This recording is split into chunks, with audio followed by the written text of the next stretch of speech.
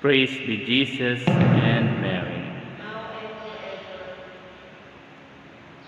But they kept silent, so he took the man, and after he healed him, dismissed him. Diyos maray na aga sa Indogabos. Good morning po.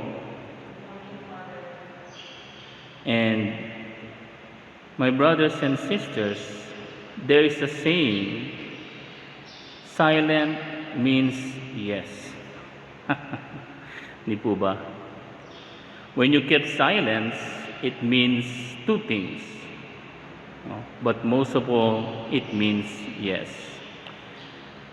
And in the episode of the Gospel today, the silence of the scholars of the law and the Pharisees means that they do not agree, or they say yes to their formalism, to their tradition, much more than the work of God through the healing of that person. And that's why it is very important today to really set a course, set a boundary between two kinds of silence.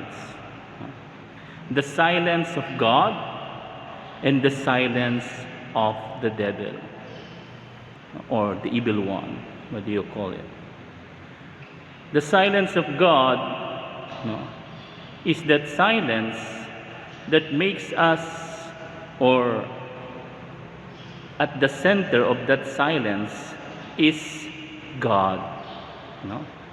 And that silence helps us to discover, to know ourselves, and to grow in the virtue of humility, in the virtue of understanding, and most of all, in the virtue of charity.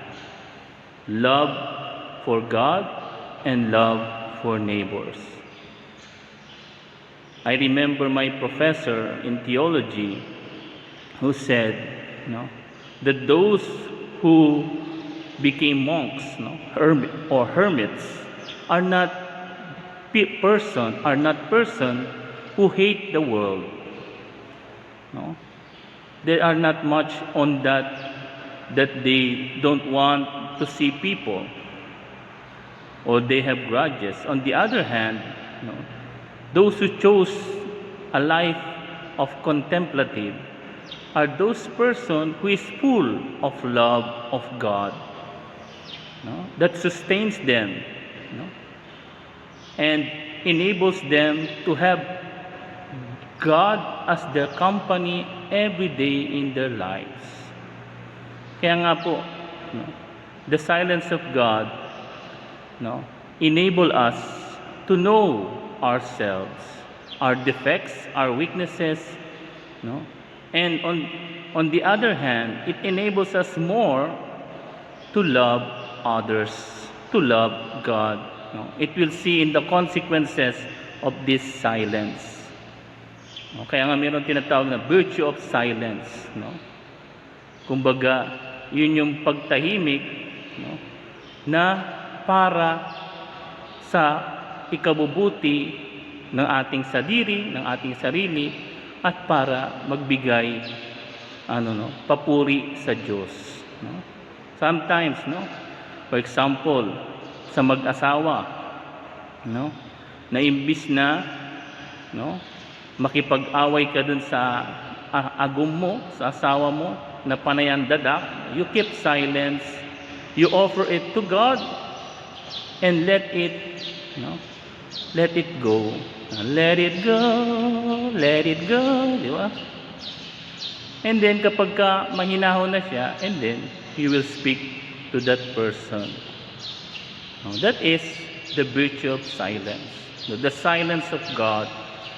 Kahit gustong-gusto mo nang magsalita, you keep silence, and then you wait for an opportunity to talk to that person. Hindi yung nagdadakdak na yan, ikaw rin, gusto mo ring magdadakdak, sabi nga, magsalita. So ano nangyari? away ang labas. No? So, hindi maganda. So, the virtue of silence help us to have self-control, see? Self-dominion of ourselves. Because we know ourselves. No? Kaya nga, di ba, kapag nagre-retreat, recollection, what does the facilitator tells us? Pag nagre-retreat ka o recollection, silence. Because you cannot know God, you cannot know yourself without being silent. So that is the silence of God, which is really so-called contemplative silence. Dito tayo sa part naman ng kabila. The silence of the devil. No? Many of us think only that there's a silence of God. We forgot that there's also this, the silence of the devil or the evil one. Ano naman yung silence ng evil one? O siguro sabihin na natin, diabolical silence. First of all, it centers on our own self-interest. Kabaligtaran ng silence of God. Ang nasa gitna nitong silence na ito ay yung ating sadiri, sabi nga sa Bicol, sarili natin. And this silence creates close-mindedness. We become like this, like the law, like the scholar of the law and the Pharisees. They are already close to that idea. And what happened? Ano nangyari? They know that Jesus is doing good, and yet they prefer their own self-interpretation, self-interest to go on, and to prevail the good that is really actually and already at their face. Nakikita nila na yung mabuti, and yet they close their eyes. See? And they kept silent. Keeping silent in this manner is not from God. At the same time, many evil, maraming masama na nangyayari sa ating pamilya, sa ating bansa, sa ating barangay, sa ating city, ang nangyayari because we know that we should tell. Dapat nating sabihin, pero silent. See how diabolical it is.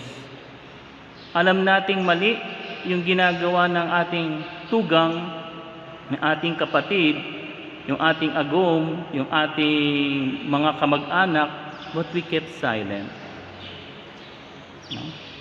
Tapos, kapag may nangyari na doon, saka tayo magsasalita, wala nang silbi. Scandals, skandalo doon, skandalo dyan. Bakit? Kasi